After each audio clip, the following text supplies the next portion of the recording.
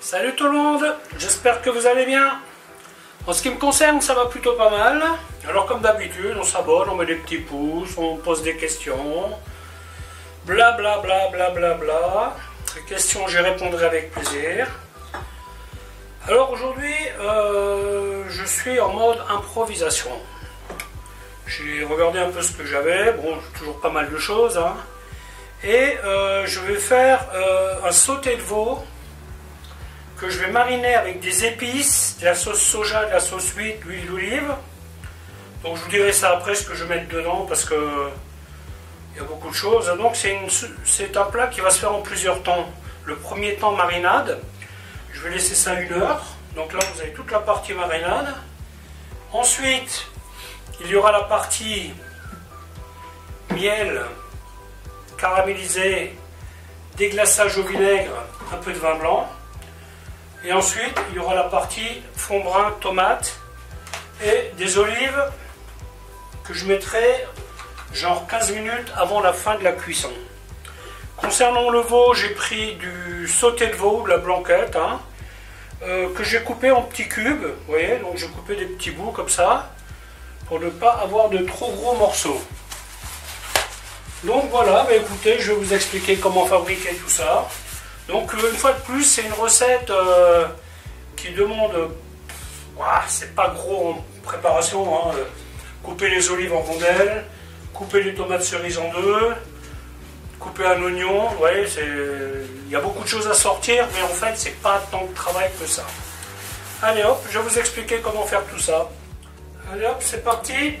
Donc là vous avez le veau, une goutte d'huile d'olive. Tiens, j'en mets tout de suite dans la casserole, comme ça c'est fait. Voilà. Sauce soja. Alors là on est sur un équivalent de cuillère à café pour tout ce qui est liquide, hein.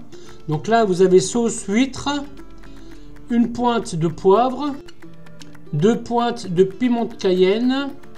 Là j'ai un mix, tomates séchées et herbes. Ici, j'ai un autre mix, que des herbes. Et ici, j'ai du ras el hanout.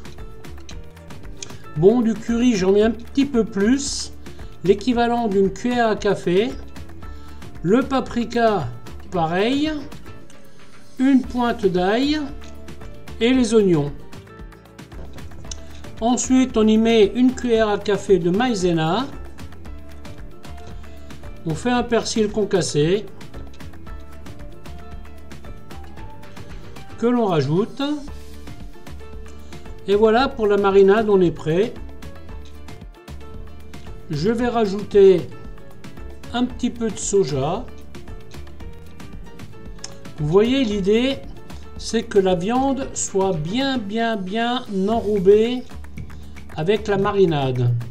Alors, quand je dis enveloppée, je ne sous-entends pas que ça baigne dans la marinade, hein. C'est la raison pour laquelle nous mettons la maïzena. La maïzena, elle va nous faire une petite liaison avec la marinade. C'est ce qui permet de garder cette marinade autour de la viande. Donc à ce stade, je ne mets pas de sel, hein. Le sel, je le mettrai plus tard. Voilà, donc la marinade est prête. Je vais laisser ça 1 à 2 heures, ça dépend. Et après, bon, tous mes autres ingrédients, ils sont là, hein.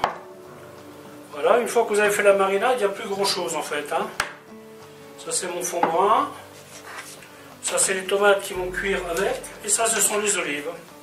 Voilà, donc ça fera une sauce aigre douce avec tomates et olives. Voilà, mais écoutez, à plus tard, hein. 1 heure de marinade. Ça sent super bon. Alors bien entendu, vous pouvez mettre beaucoup d'autres herbes, hein, si vous voulez, hein. Ça c'est vraiment une recette improvisation que je fais aujourd'hui.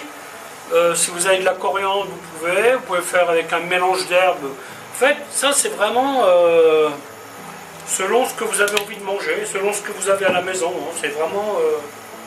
C'est vraiment une recette d'impro, hein. Voilà, ça c'est chaud. On met la viande.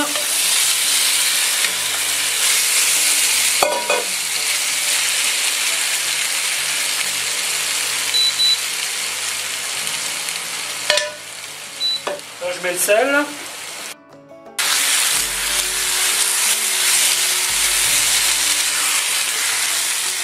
Vous voyez, la maïzena, elle permet à la marinade de rester collée à la viande.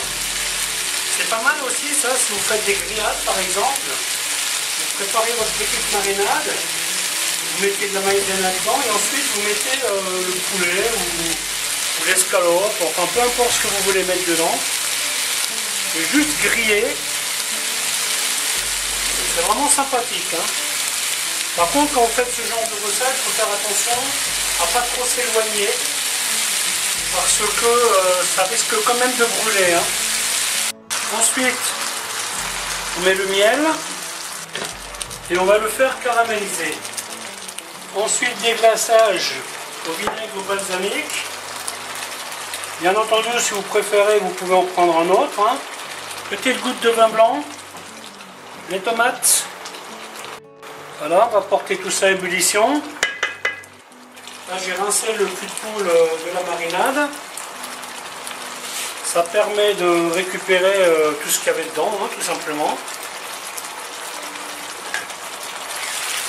Donc là, je pense une demi-heure de cuisson, ça va le faire, hein. Comme les morceaux ils sont coupés petits, dommage qu'il n'y a pas l'odeur derrière vos écrans parce que ça sent super bon, hein. Quand on regarde ce qu'on a dans le frigo, souvent il y a de quoi faire des choses sympas. Zéro anticipation. L'autre jour j'ai un ami qui vient à la maison qui me dit hey, mais ton frigo il est vide.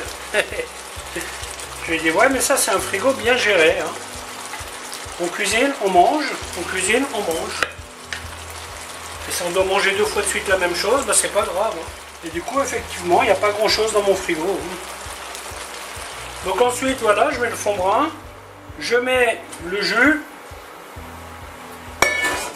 Voilà, maintenant je vais le porter à ébullition. Alors là je vais le cuire à découvert. Ça va favoriser l'évaporation, la réduction. Et c'est exactement ce que je veux, hein. La consistance de la sauce me paraît déjà pas mal. Donc là je vais baisser mon feu.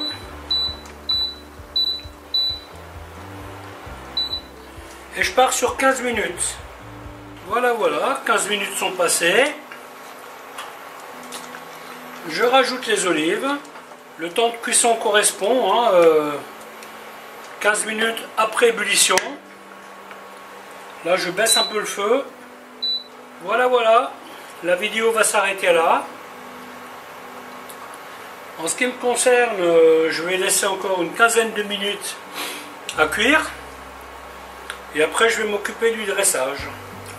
Alors j'espère que cette vidéo elle vous aura plu et à bientôt pour une autre recette. Bye bye.